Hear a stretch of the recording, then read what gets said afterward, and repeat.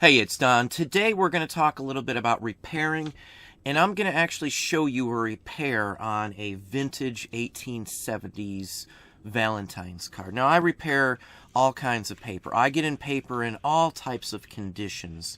As long as you state that it's been restored, repaired, or whatever you would like to call it, there's nothing wrong with fixing something.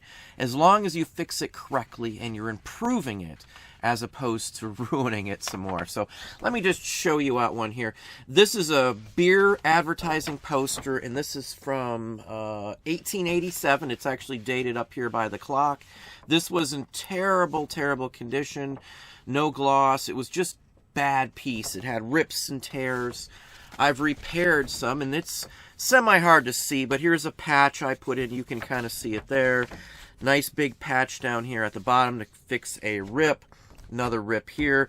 There's some smaller patches that are almost indistinguishable.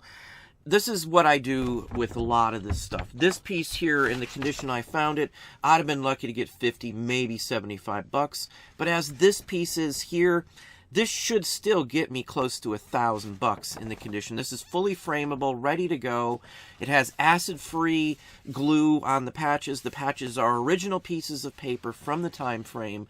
So I try to keep it as original as possible. We have touched up some of the coloring in here. There were some white spots and things like that too. As an artist, I am very good at matching colors and the whole works. So this is just one of the items. Let's show you the item we're actually going to repair right now. Now here's the actual item itself. It's in many different pieces, as you can see.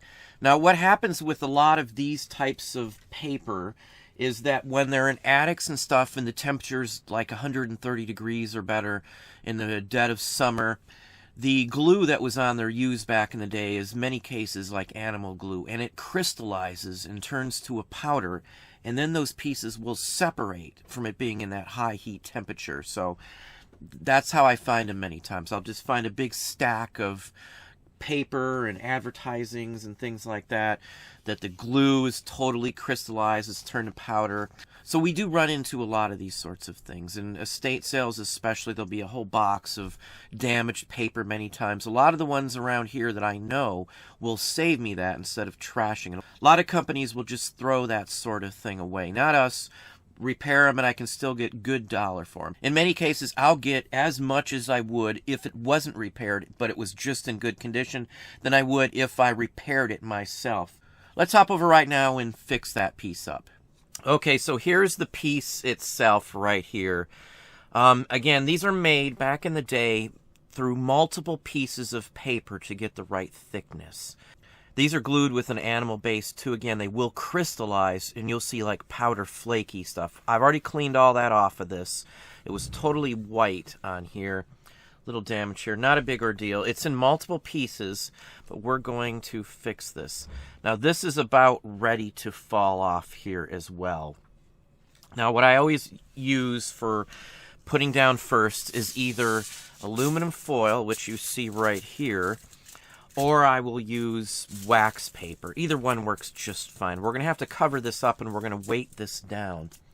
Now what I also have here is a piece of acid-free paper. Now this is high cotton rag content paper, so it's flexible and it's not going to rip real easily or anything. And what we're going to have to do is we're going to replace the back. We're going to glue the back on, but we want to make sure that this piece is stiff so it doesn't fall off. That's the weakest point, and when we glue it back on, we're still going to have that same rip at that same spot. So we need to definitely cut a piece here, and we're just going to eyeball it here. I usually cut it a little longer. This is going to be hidden, so this is a hidden repair, and we're going to glue this piece down like this, as high up as we can get it. The backing's going to cover this up. We need to trim off just a little bit more there, just to make sure we've got enough edge to glue it all the way around safely. Let's put the square top up there. Again, this will give us stability in what we do. Now the glue I use is something that I mix up myself.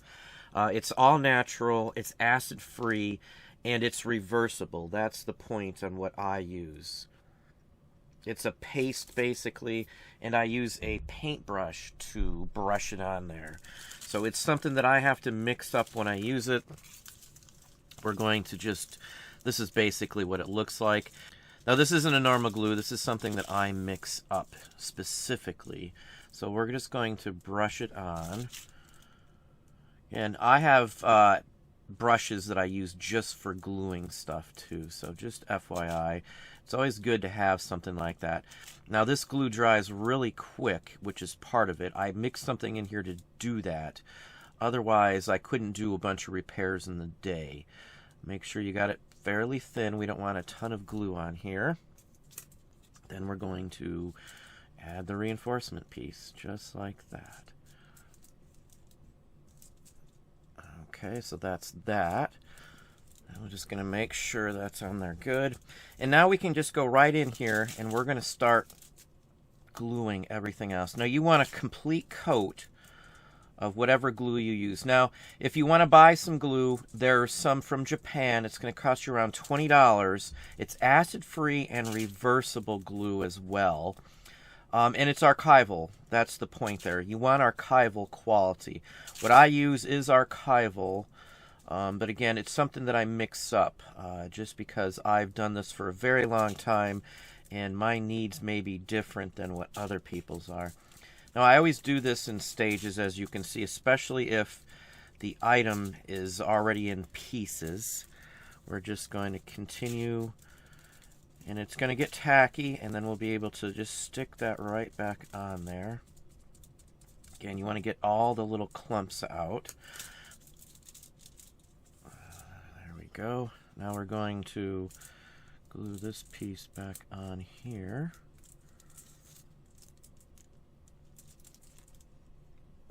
Okay, so that's what's going to save this piece. Let's make sure we've got it lined up right. That's what you want to do. You want to make sure that everything is lined up just right.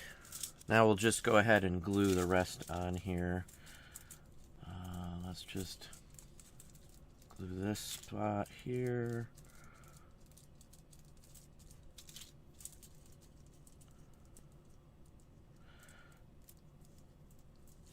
Now when you're doing this, you've got to reinforce any weak spot, because if you repair it and you don't fix any of the weaknesses, it's just going to do it again, and then you're going to be sorry.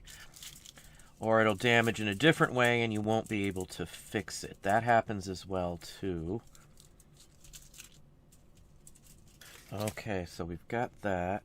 Now we're going to add this piece back up on top. Again, this is layered stock is what this is.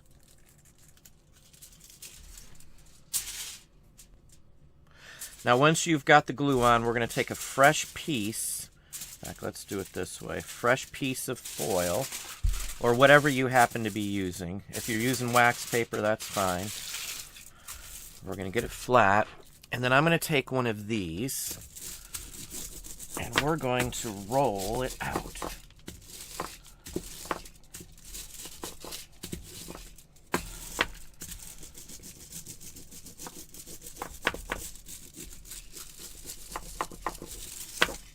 That should pretty much do it. It should get all of the excess glue off.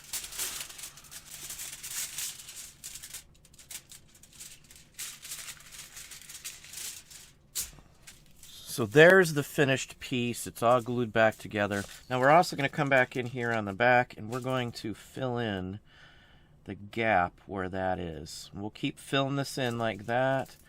We're going to fill in right there as well. This will stiffen this up a little bit also. Once this is dry, it should be a little better. So we'll just keep adding some stiffener glue. And again, as I said, we'll glue this spot. And we'll just put some other glue across it.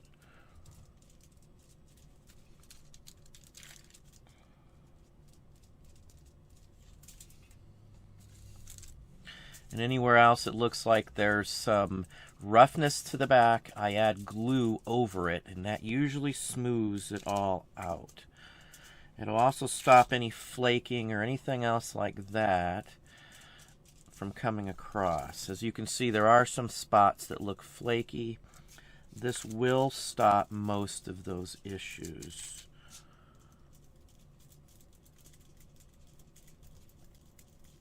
And again, this is acid-free. This is also reversible. So if there was ever an issue and somebody wanted to conserve it professionally in some other aspect, they would be able to have this reversed, and they'd also be able to fix it however they wished.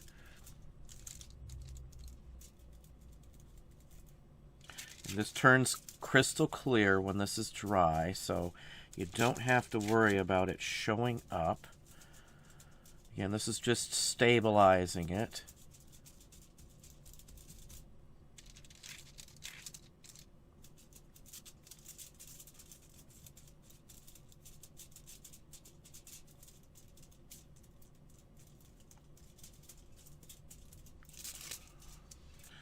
And we'll just get a little more up here.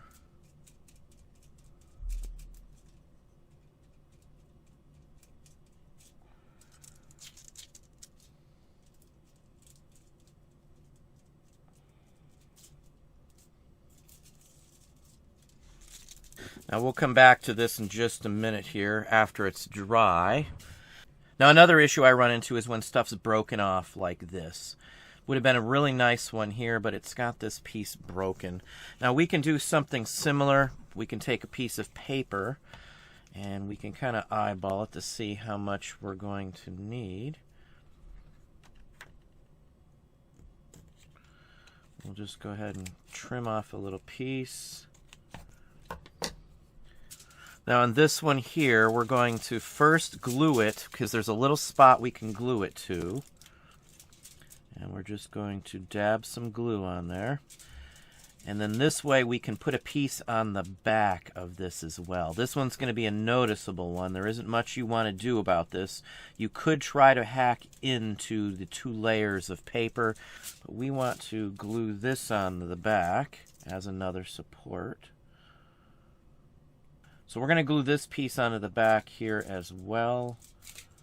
Any excess or anything sticking over, I can cut it off at the end of the day. Again, you're going to see it. No problem with that in my opinion. I do repairs that are visible on this sort of thing. You don't want to hide the fact that it was repaired. That's not legit in my book. So I will do them so that you can obviously see them in most cases. So at the end of the day, once this is dried, it will be repaired and still will be sellable. The only other option you'd have is to just leave the piece off or sell it broken like that. Again, I always repair it. Now this one also has some damage to the finish where it's got a white tint to it, which is something that we can fix as well. This is almost dry, believe it or not. So I'm going to fill in this as soon as it's dry. We're going to fill in the little gaps where the color is missing, and then we're going to carefully seal this, and we're going to improve the face surface of this as well at the same time. Now once it's dry, I take some watercolor pens. Now these are pens that have watercolor in them. And we're going to come back in here and fill in any of those little gaps that we see. At the end of the day, you don't want it to be shown from the front. Now we need to find another little lighter color. And we're going to touch up this spot here.